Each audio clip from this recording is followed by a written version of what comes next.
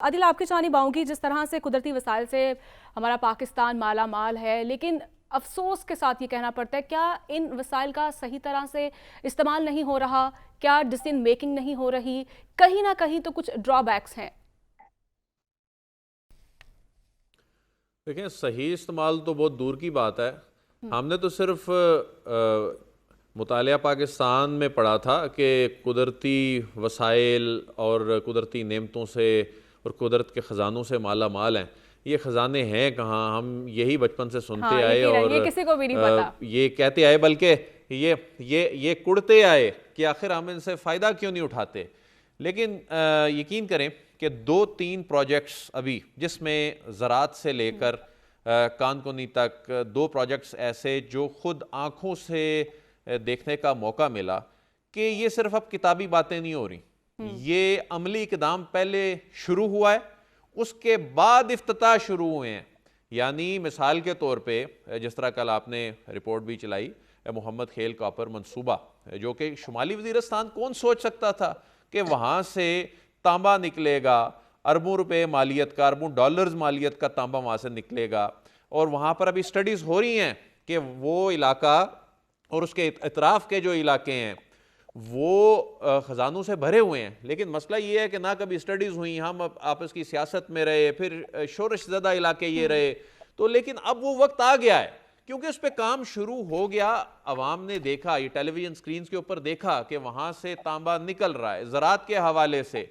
यानी जो बंजर ज़मीन पड़ी है, जो रेगिस्तानों में, जो पाकिस्तान बनने से लेकर अब तक जो आबाद नहीं हुई, जिस पे हरियाली देखने को नहीं मिली, वहाँ ये काम शुरू हो गया है। जो खुशाइन बात ये है कि पाकिस्तान का अपना ह्यूमन रिसोर्स इस्तेमाल हो रहा है। वो एग्रीकल्चर यूनिवर्सिटीज़ में पढ़ने वाले बच्चे वो डिग्रियां ले लेते थे, उनकी यूटिलिटी कोई नहीं थी।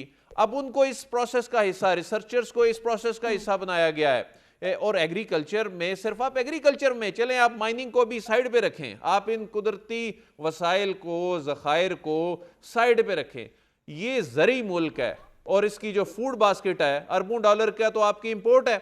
आप सिर्फ इसको ही कम कर लें तो आप खुद सोचें कि क्या सूरत हाल बने।